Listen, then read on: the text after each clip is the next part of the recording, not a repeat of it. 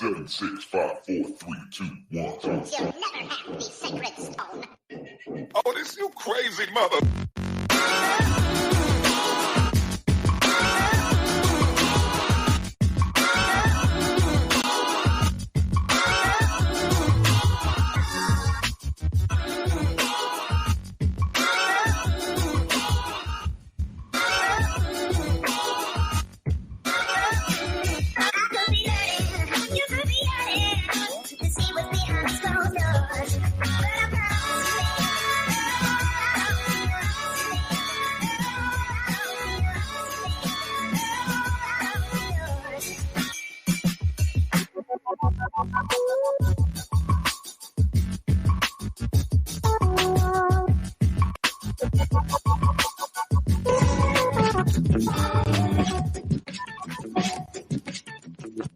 Views and opinions expressed by callers, guests, and hosts do not necessarily reflect those of the Black Talk Radio Network and Black Talk Media Project. Black Talk Radio is new black media for the new millennium.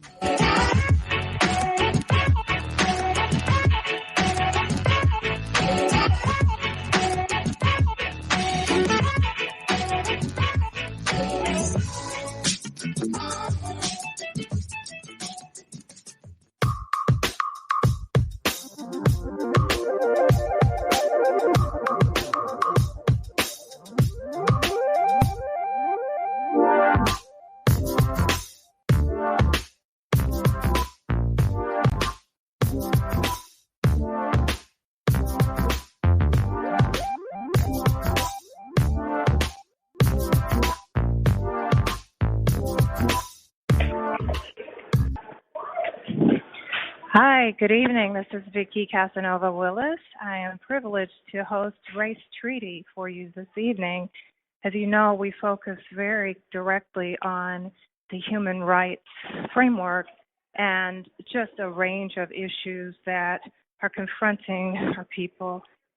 Specifically during this International Decade for People of African Descent, I'm going to continue to lift up the issues and opportunities that we want everyone to be aware of. Now, we are cablecasting. We're actually broadcasting live this evening from the Indiana University African American Dance Company workshop.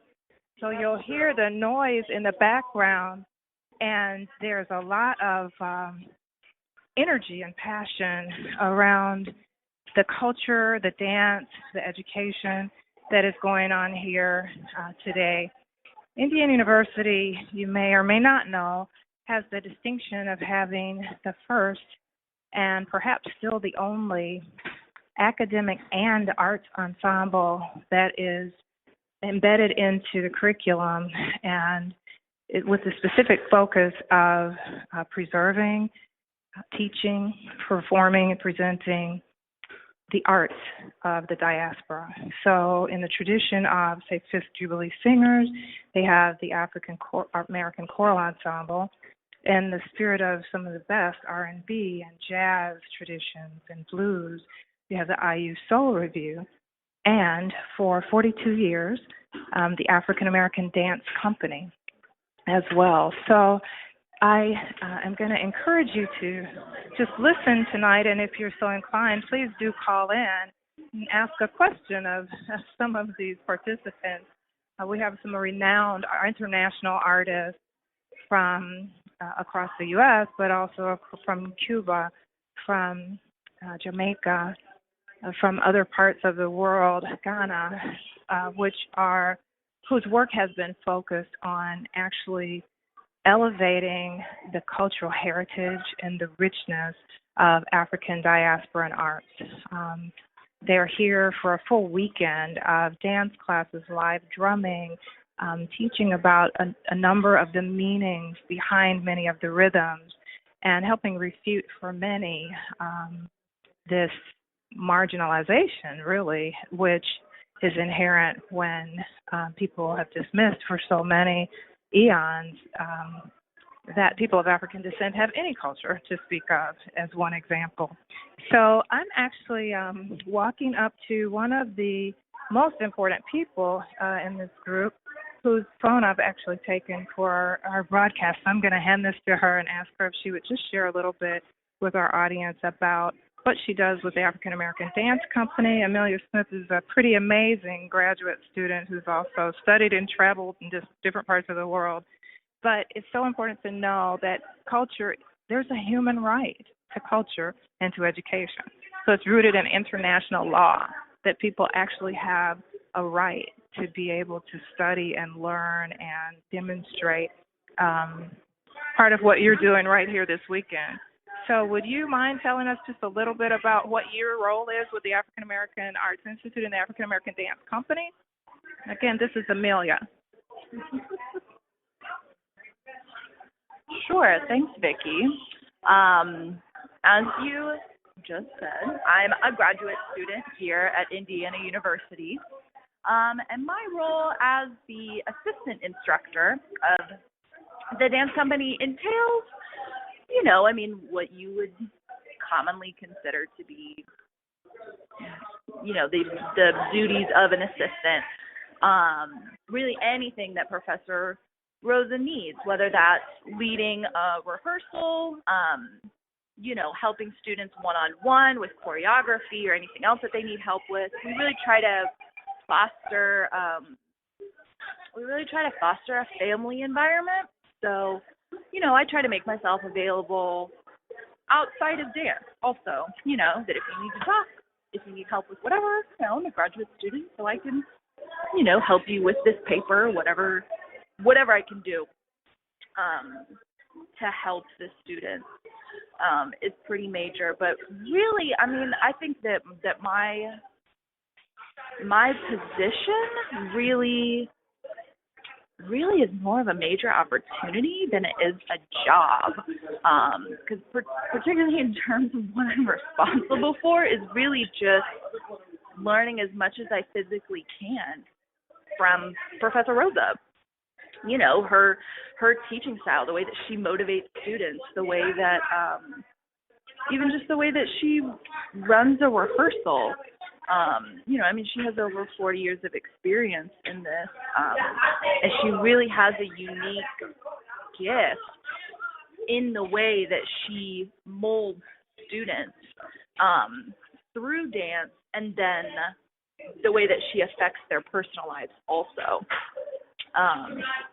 So on a basic level, I'm really a rehearsal coach, and, I get to dance with the company too, which is really awesome, having the chance. So I get the chance to learn all of these different dance techniques and histories, on top of them, acting as an assistant, in terms of the, administrative side, and in terms of the actual dance education, and dance practice. Thank you so much, Amelia.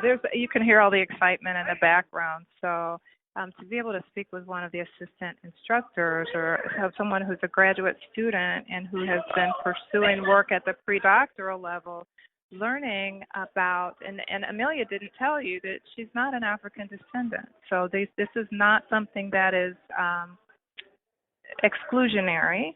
It is a recognition of opening and broadening the awareness of people throughout the world who can benefit from understanding what the beauty is, and what some of the, even looking at the actual cultural beliefs that undergird many of the dance or music expressions, really helps people begin to understand and tap into what we find in the Universal Declaration of Human Rights, when you see that people do have a human right to culture and a human right to education. And what that means is that it's not only a specific prescribed educational curriculum that is perhaps one worldview, that of the dominant culture. We've increasingly found, and the Indiana University African American and African Diaspora Studies department is the academic side of this, the group that's hosting this workshop this weekend. I want to see if I can find a couple of other of the presenters here. And one of the things I wanted to share is just what we were able to hear tonight. During the classes, there was a full day, the first of 2 full days of classes in the technique, as Amelia just mentioned. Even that refutes a myth that some people have had for years that, the African dance, per se, there's no real technique involved, right? Which is absolutely not true.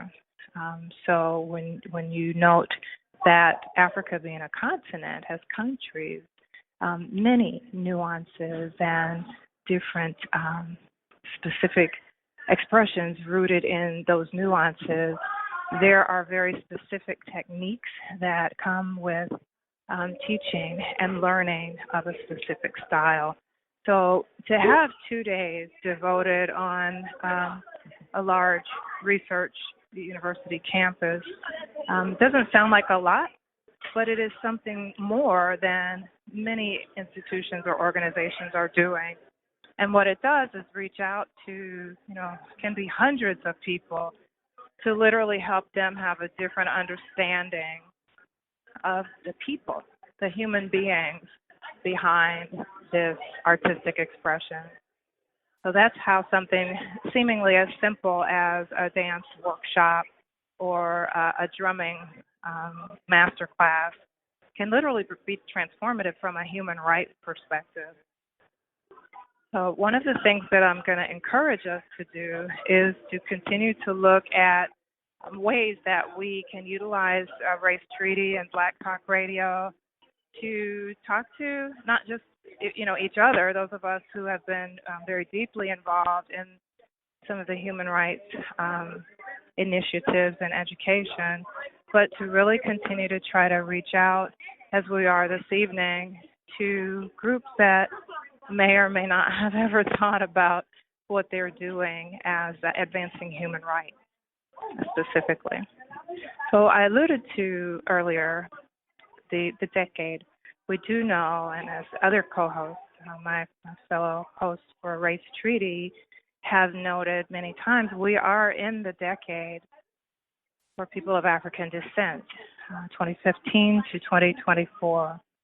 So one of the things that means that is incumbent upon us is that the necessity exists for us to claim this decade, for us to host and present forums just such as this, which can help focus attention on what the meaning is, even why there was a designation of an international year. And then, and that came out of the Durban Declaration. So, and then why a decade? And I guess significantly, if it began in 2015, how many of our listeners, how many other people that you know, even know that we are 2 years in to what could be and should be, I would argue, one of the most significant opportunities to really examine and uplift the state of the African diaspora, the African descendants' roles and opportunities in helping move us forward as we all work to build, at least in the circles that I'm in, a people-centered human rights movement. We do know that that cannot happen without those who are most directly affected.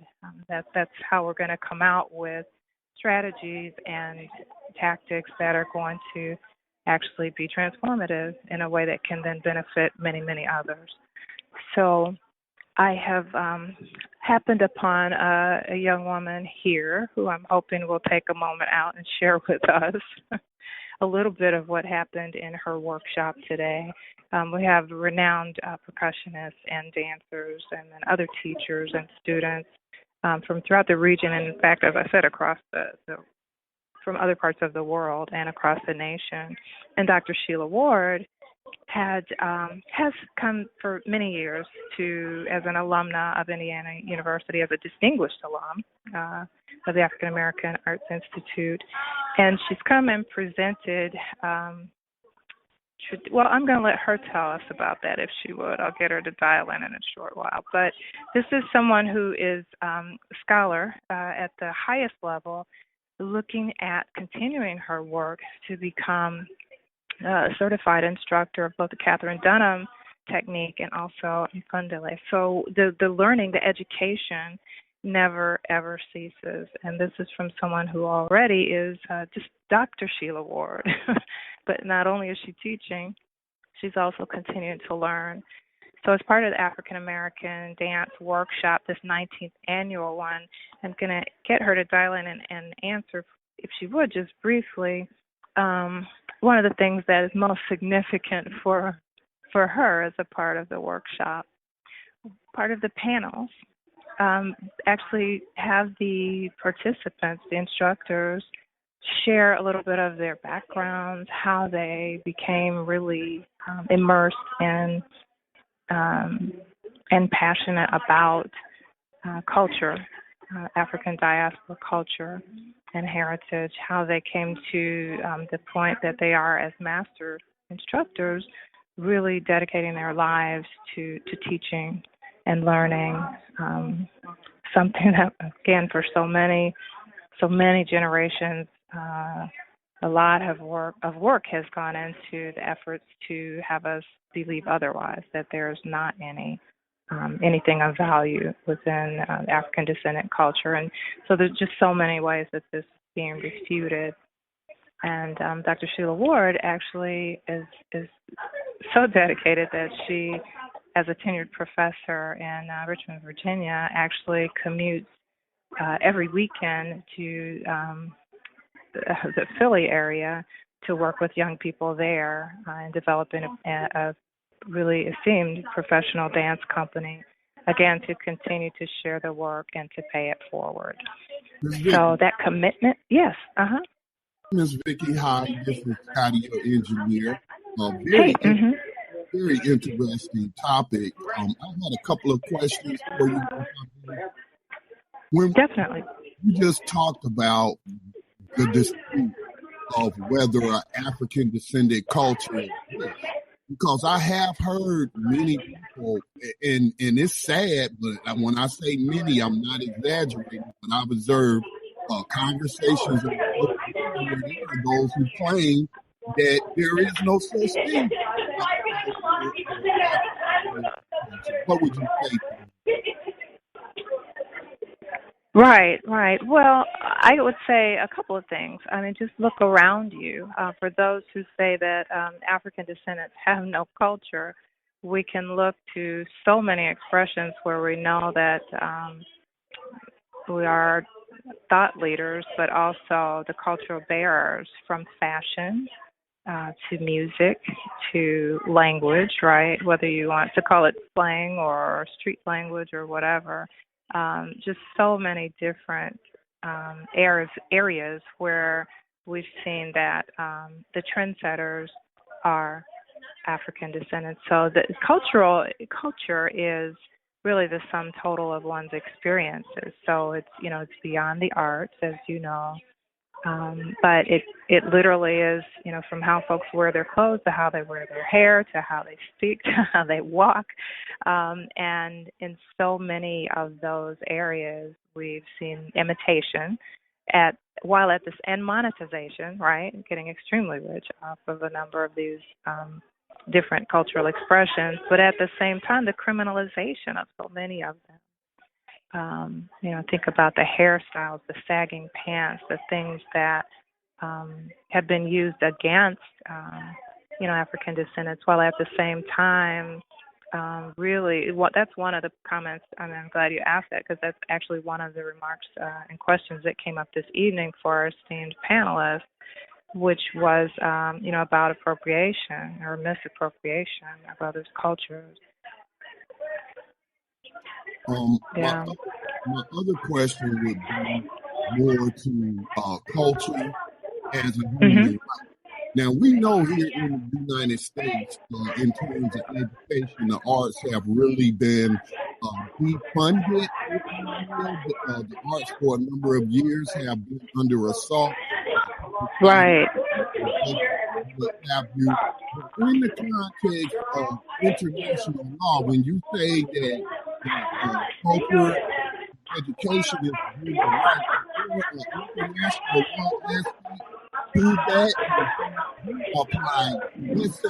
Let's say I go to a high school, or let's just say I have a high school student in my family. Yes. They have nothing in terms of African American studies or African studies. I would then, taken from your title and the discussion, the dialogue I've been hearing, is that I have a right to go to that institution and demand under international law, a culture or. Absolutely. So one of the things that we know happened back during the 60s in particular was, students demanded all over campuses. It's called the Black Revolution on campus, if you would. Students that just demanded, hey, could I get you all to call in maybe? That would be great. I'm sorry, I have a couple of my esteemed folks that are standing here saying absolutely they will. So students demanded all across the United States, for example, that they have students who would, and teachers that looked like them, that they would have topics and content that reflected their realities as opposed to a different worldview, right, the Eurocentric worldview. So we saw where people through various means, again, I'm going to step out of this space because it's just a little bit noisy, but we saw where people of various means, found ways to transform what was available and versus what was denied on campuses. And in fact, that's a part of how this African American Arts Institute came into being here on the Indiana University campus. It has been, I'm going to move away because I don't know if you can hear me. It's just such excitement, and we have students of all ages. It's really intergenerational and very diverse. So what we see is that not only is it something that is a right for the people of the race or the nationality who are not being reflected, but it also is a right for others, right? When we affirm everyone's humanity, then we lift everyone up. So again, that's the point of it not being an exclusionary situation, but something which allows us to not have a one-sided view of the world that creates an invisibility, which necessarily it also creates an invisibility, but also a vulnerability for those people who are basically then kind of taken as throwaways, if you will, not important enough. I'll give a quick example. In Chicago, for example, where we've utilized the International Human Rights Framework with regard to the police torture justice, a measure of justice in that. Part of the reparations holistic approach that a group called Black People Against Police Torture and actually my husband from the Office of Sandra G. Willis had really brainstormed, looked to the international model for what reparation included, and it's not just finances, but they also looked to ways that would help prevent something like this ever happening again, where a regime within the police department could literally torture through some of the most heinous forms possible over, 100, and some say as many as 200 Black youth, boys primarily, and teens. And so it was deemed that a part of the healing and the repair was that the story, which had previously, no one wanted to listen to, people wouldn't believe, the story has to be told, and it has to be codified in the curriculum so that we're not just teaching myths about, law enforcement, but we are teaching people about what really did happen to human beings with the goal of making sure that it can never happen again, and hopefully with the goal of sharing the significant role that Black people, quite frankly, who were from the targeted community, played in bringing about the measure of justice finally through international law. It is just exciting to see the lines of folks standing here surrounding the presenters and the teachers. And I'm going to step back and encourage that we let them call in and talk with us at another time, because to see this is almost like this is the kind of thing that you see for, it's reserved for our sports stars, right, and our media celebrities and maybe musicians. You do not often see it for an African drummer, at least not here on a college campus, right, because they're just not, they're not lifted up in that way. So I'm happy to be here live and being able to observe it, and yet I'm going to respect the excitement that I'm seeing with the folks that are the students, as young as middle school and elementary school, and all the way to grandparents literally partaking of these classes and participating. So it's quite unique.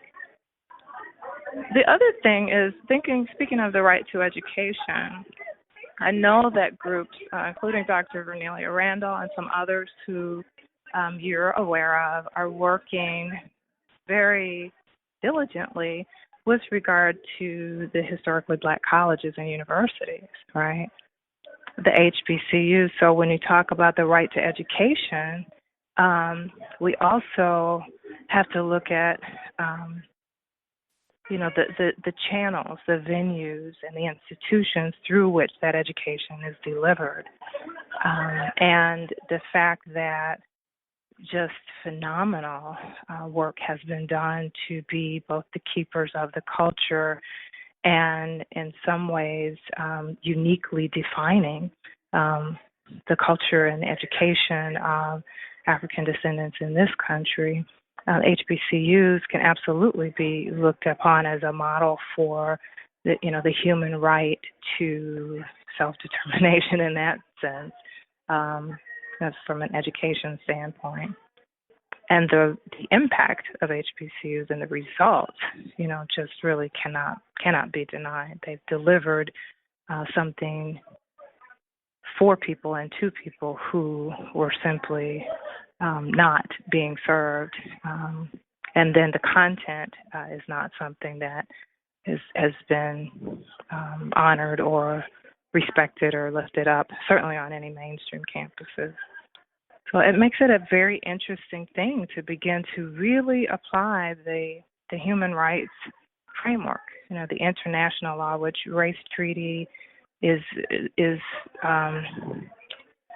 charged itself with doing, and helping, I would say, just kind of everyday people begin to examine what does that really mean?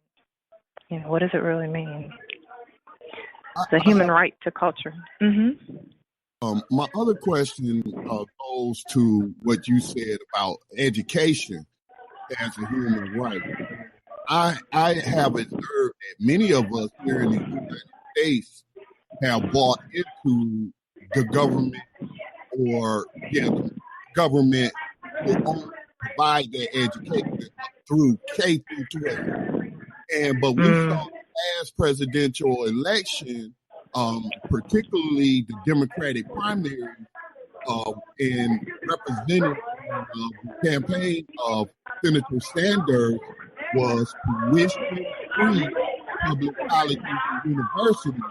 And I have to be honest with you. I was taken aback and hear Black folks on Black radio saying things like, "Oh, people just want something for free, and how you going to pay for it, and things of that nature." But when you look at education as a human right, to me, that would also include "quote unquote" higher education, past. Absolutely. And I mean, we see this in other countries, right? So we know that the free higher education is not something in many European countries that is looked upon as some sort of unearned handout, to the point of what you're saying. It's looked upon as something that's absolutely feasible to do without having to create these schisms and class, dynamics of the haves and the have-nots. It's, and the human rights paradigm, quite honestly, says you're entitled to this because you're breathing, right? Just because you're a human being, not because you have enough money to access something that that privilege, right, offers and affords you that other people, either haven't earned or don't deserve the right to. So it's that whole idea, as you just noted, that this is just something that is correct.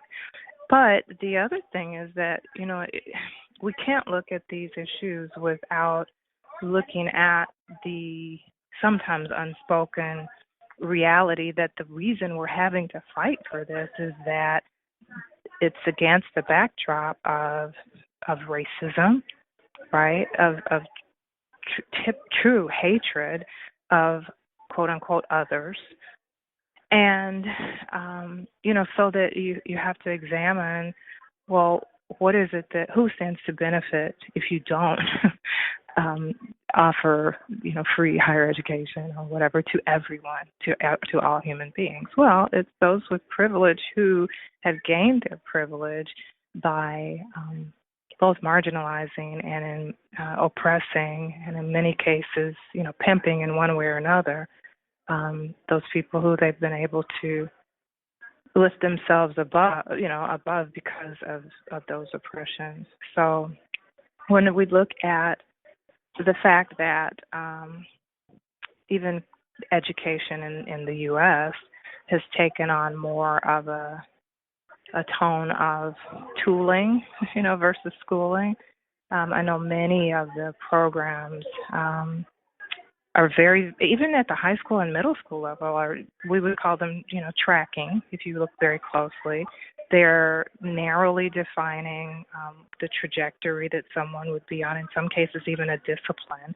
If a freshman in high school knows that they're going to a medical academic prep before they even know whether they want to be a medical professional, but all that they're given access to in these crucial development phases for their brains and their imagination and their, problem-solving skills, if all they're given is this narrow set of information that will equip them to be a cog in the, the corporate and capitalist system that says, okay, they could be good enough to do a couple of medical reports. Yeah, if you would.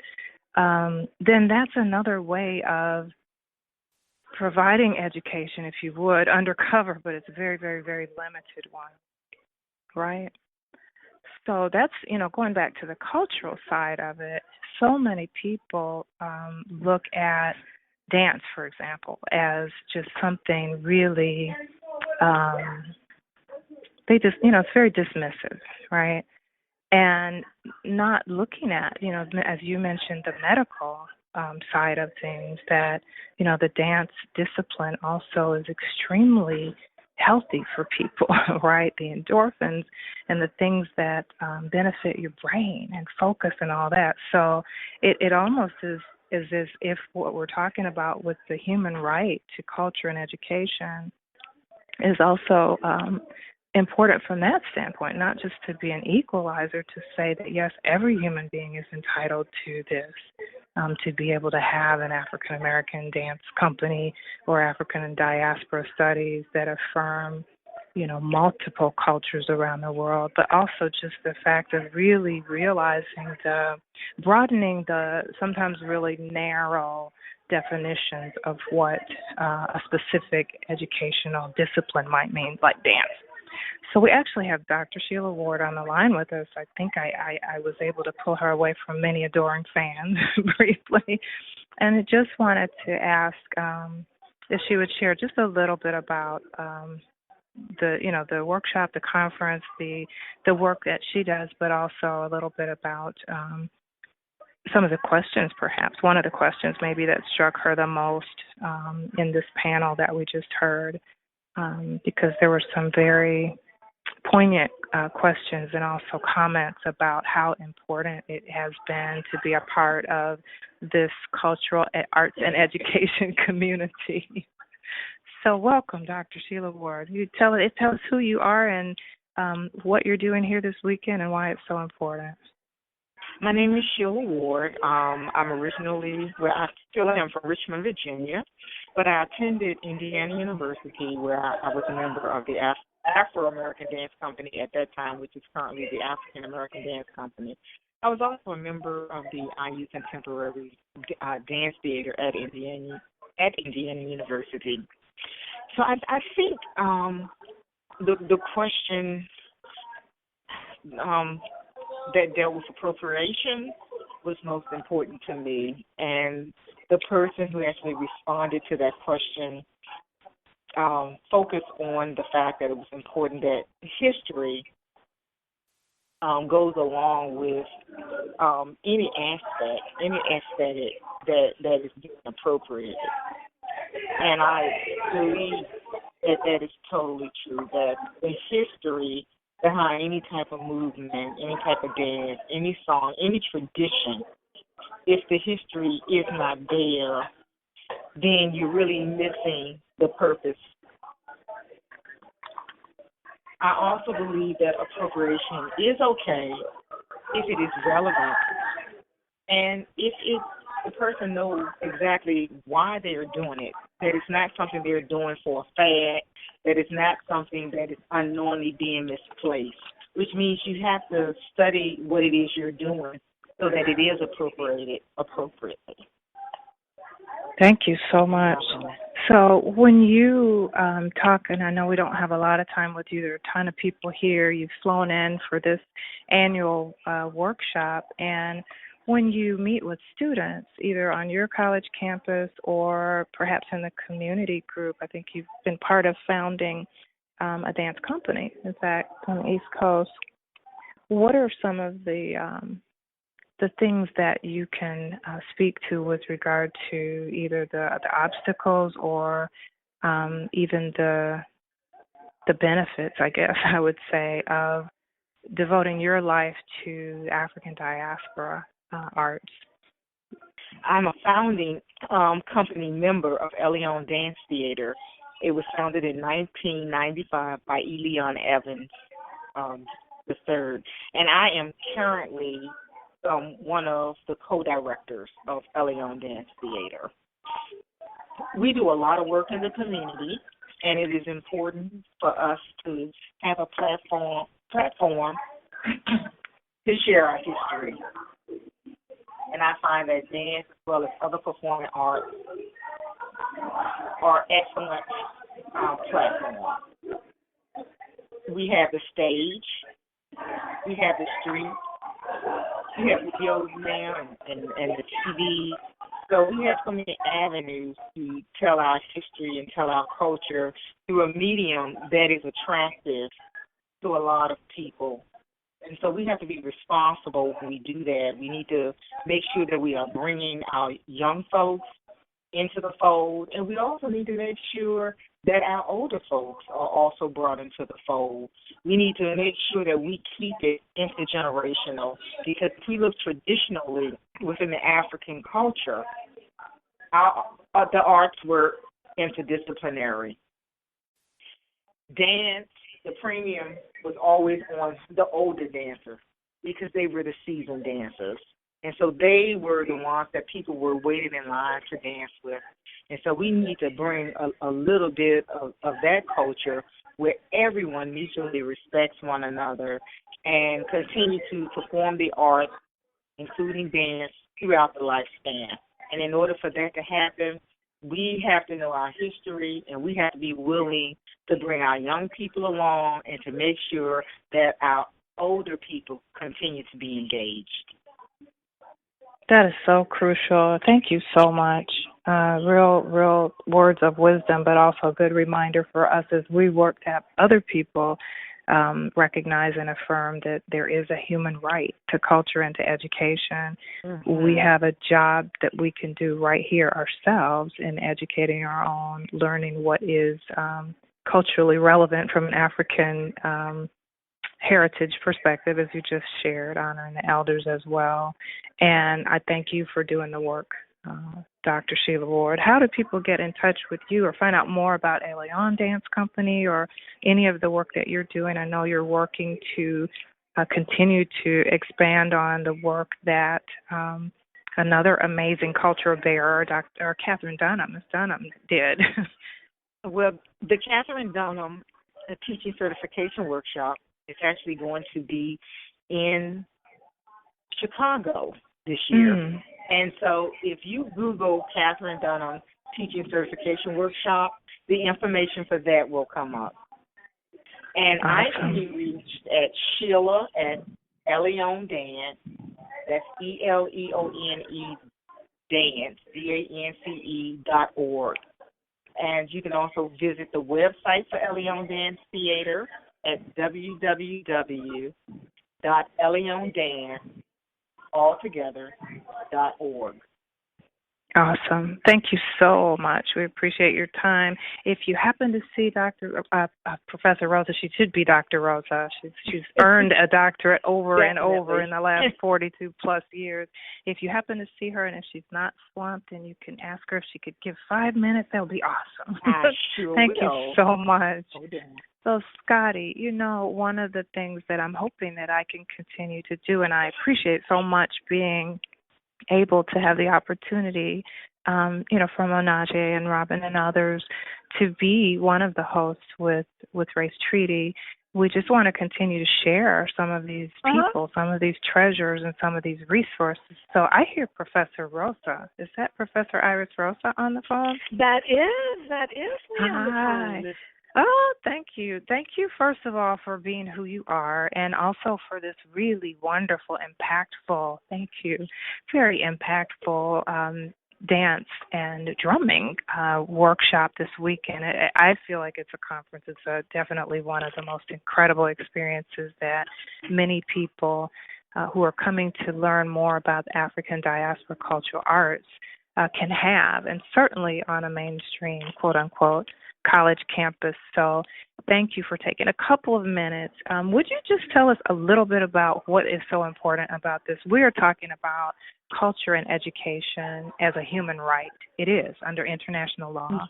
And you're doing this through your work every day. So could you just talk very briefly, and then we'll let you get back to your all these participants here, about what it is that you do here at Indiana University with regard to the Department of the African and African Diaspora Studies, but also this dance company that you founded and have directed for over 4 decades, and now what has brought all these people here today, this weekend. Okay, well, that's a big question. I know. I know. Let me begin with the just the idea of the dance workshop. This is my 19th dance workshop, and as director of the African American Dance Company and professor of what we call now African American and African Diaspora Studies, I just thought that it was really important for students to be exposed and gain knowledge about the dance traditions of the African diaspora, and bring it to a place where it was accessible. So if we couldn't take the students out to other countries, other conferences, other states, what was it that I could do to bring those traditions and the knowledge of those traditions and the importance of those traditions to a central place where it was accessible? And so I started this in 1998, and it grew from there. Actually, I was one of the first ones that taught at the first workshop, but in I felt that it was important for students to get exposed in African traditions, contemporary modern traditions that incorporate a black aesthetic, and also the aesthetics that are outside the continental U.S., and that includes anything in the Caribbean, South America, because as we know, there is that triangle, the trifecta, right? Africa and, the New World being Caribbean and South America and America. And so that students could understand the connection historically, culturally, socially, through the dance discipline. And so now it has grown to a point where we feel it's very important to bring students from as many places that we can to be exposed to these traditions and use the dance discipline so they can also be encouraged to go to college. That you can dance and be in college and have any type of major because our department provides that. And that's amazing. I was going to say it's really amazing. Yes. Well, we were able to witness a really special honor that you received. And I will tell you, watching and listening to a panel of speaking various languages and hailing as fellow African descendants and master artists in drumming and dance, but still hailing from all around the world is just a real testament to how rich the culture of African peoples is, but also how diverse and inclusive, right? It's not something that's intended to block other people or disrespect a Eurocentric, worldview. It's just being more accurate and more broad. But I was so excited to see an honor that you just received. And can you just tell us a little bit about it? It goes to the question or the comment you just mentioned about starting some of your work to compensate for the fact that you couldn't always take students out around the world. And it turns out that you are actually also able to take your students out all around the world, which is wonderful. I take them all around the world, and they don't have to really go anywhere, right? Because I bring the world with them.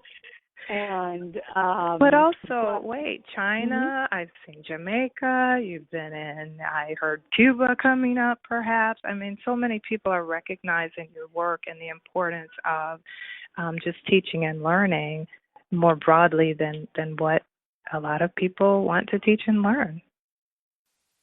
I was really honored tonight to be presented with a letter of invitation of the Fiesta de Fuego in Santiago de Cuba. And I've been to Cuba, I've been to Havana, Matanzas, and Santiago, but to come full circle and actually be invited to be a participant in the event was very, very moving. And I had known about the letter of invitation, and I told the dance company, but, their students are like, yeah, so you got a letter.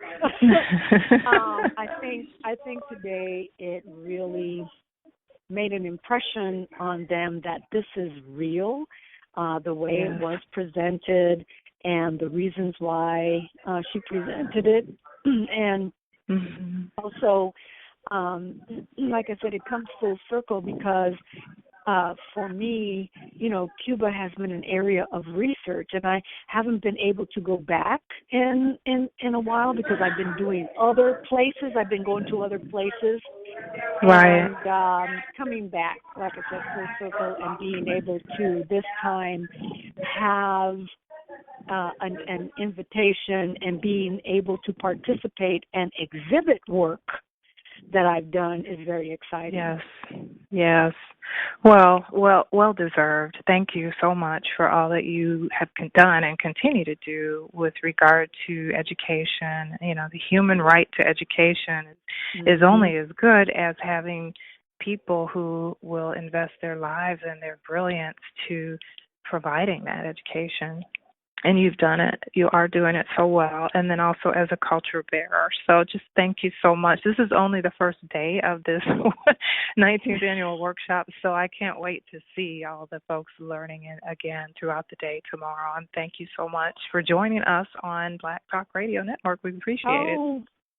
Hey, thank you for inviting me, and hopefully that we can keep this going and get our young people involved.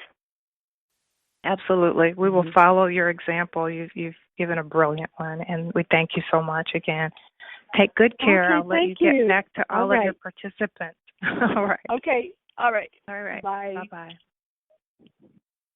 We were just speaking with Professor Iris Rosa, who is the founding director of the Indiana University African American Dance Company.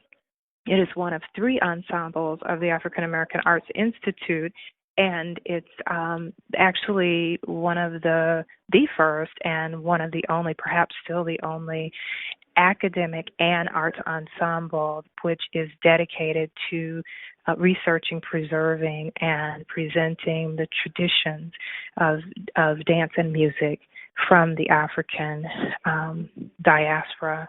It is a really amazing accomplishment when we look at how, despite the fact that we are here on Race Treaty tonight, speaking about, look at your Universal Declaration of Human Rights. It says right there is a right, a human right to culture and a human right to education. But, I speak from this workshop where, and I am an IU alum. I actually am an alumna of the dance company many years ago. But this was the first dance class where I ever took class to live African drumming accompaniment. This is something that seems so simple. It's so integral to studying African dance and Cuban dance. And when I even say African dance, there are so many different types, right? But it's something that we have to be mindful in the United States. Playing the African drum or the drum could literally get someone's fingers or hand, chopped off. So to be able to come full circle and recognize this right to culture has been so strong, despite being denied even under threat of mutilation and death. The right to education, again, for African descendants, just looking here in the U.S., it was against the law to read, for someone else to teach you to read. They could be put to death. So we are taking this very seriously. It's something that is not going to happen by accident, to really ensure that these become more than just words, these promises within the Universal Declaration and also within the Durban Declaration, these other instruments, the ICERD, which is one, which we know is very much a focus of Race Treaty here, is these are the tools, and they can be utilized for the very important human rights movement building work that we must do to benefit all humankind. It's just a real privilege to be able to speak with professors and fellow artists and people here today at Indiana University in Bloomington, Indiana, as part of this African Diaspora Studies Department at African American Arts Institute work. This is something that would not be occurring had not people had the vision and the tenacity to say, yes, this is important, and yes, we will invest our lives to ensuring that, some advancements are made. So in this International Decade for People of African Descent, I just want to encourage us all to really be as focused, be as mindful about what we can do at any level to make sure that we are lifting up those ideas and those ideals which are so critical and yet so very, very basic. The human right to culture, of course. The human right to education, certainly. This is Vicki Casanova Willis. I am one of the hosts for Race Treaty. I'm very, very honored to be able to join an esteemed group of folks who are going to be bringing to you various topics and experts to be able to share. We really thank you for listening, and we encourage you to tune in, to follow up, to call in. There are different formats on a weekly basis, and we really are here to just ensure that we are doing our part every day to continue to inform and to educate and to move forward, carrying the human rights banner, but also making it real.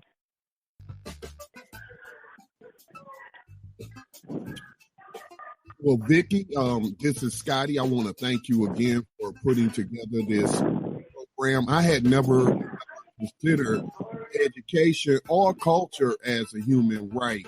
So really appreciate you bringing this information to our listeners. Did you Thank you so much. Wanted to close us out with as we end this broadcast? You know, I want to encourage you to think about and note not just the decade, but some of the very specific individual observance dates.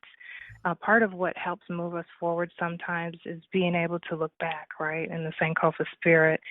And coming up this month, March 25th, is actually the International Day of Remembrance of Slavery, victims of slavery, and of the transatlantic slave trade, which, you know, we know as the Ma'afa, the Holocaust of African enslavement. That means attack on the culture, on education, on, you know, the very people, the history, the heritage, all of that.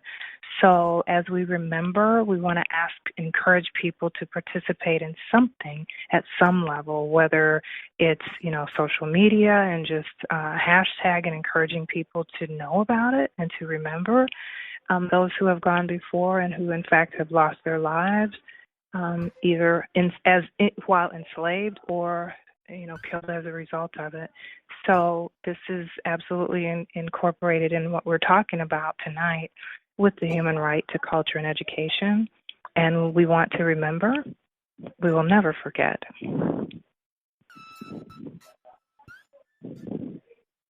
I want to thank you so much, everyone, and continue to push forward with human rights for all. Thank you. Thanks, Scotty.